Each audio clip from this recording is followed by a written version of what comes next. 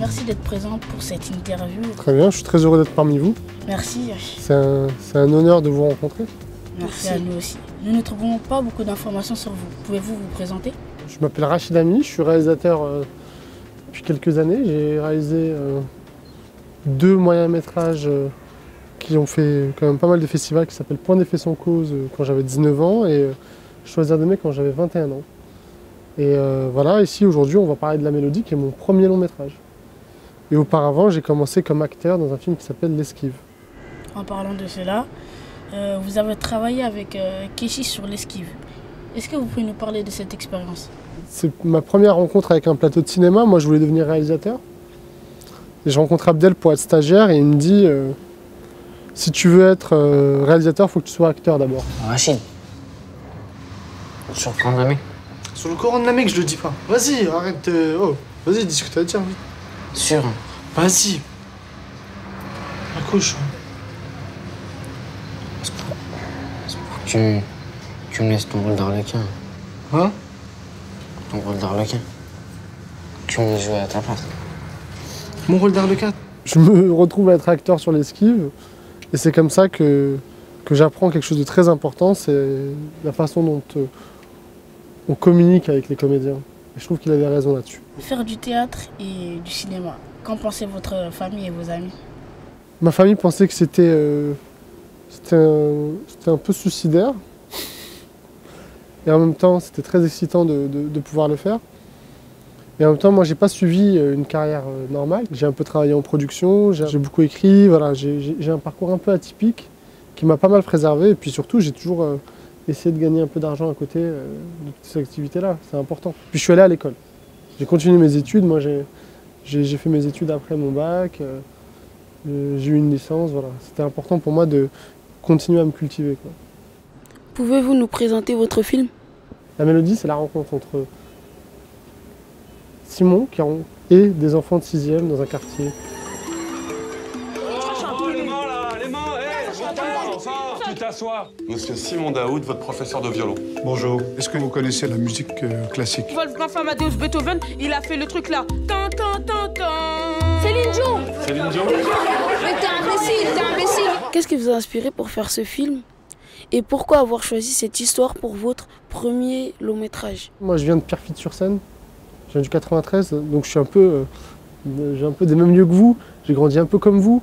Et je pense que c'était important de raconter ces personnages d'enfants des quartiers qui sont pleins de vie, qui sont intelligents, qui ont du caractère, qui ont aussi une vraie personnalité.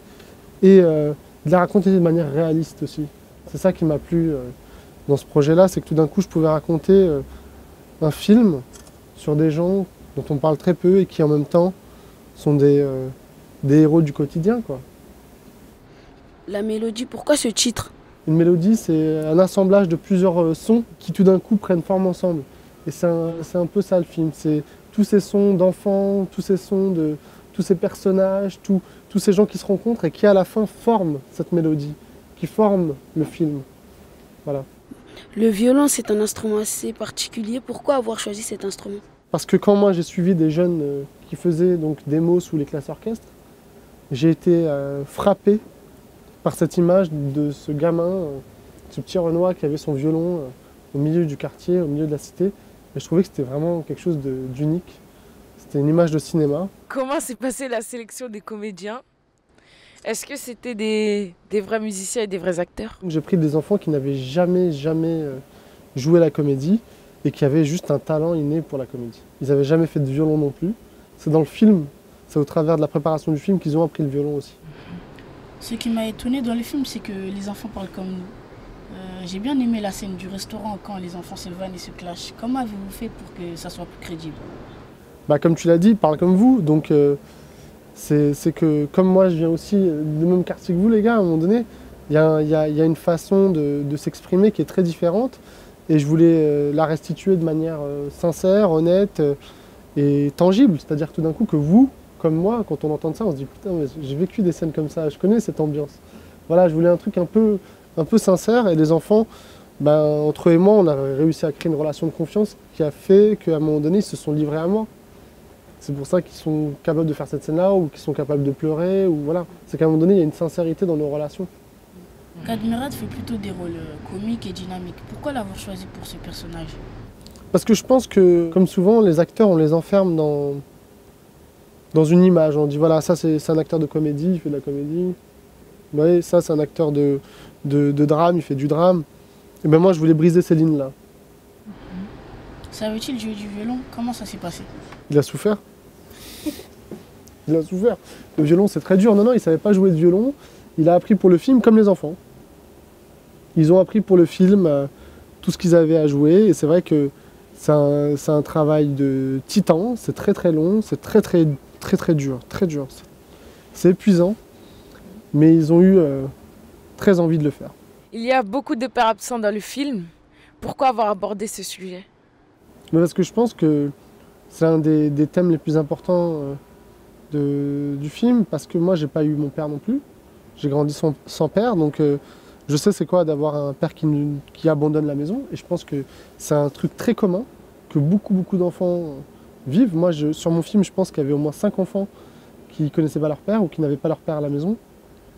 Ou un père qui a abandonné le domicile familial. Donc c'est un sujet qui m'intéressait. Il y a aussi beaucoup d'amour. C'est une thématique qui vous touche? Moi, je fais des films par amour du cinéma, par amour des gens. Je fais des films humanistes, je ne fais pas des films commerciaux.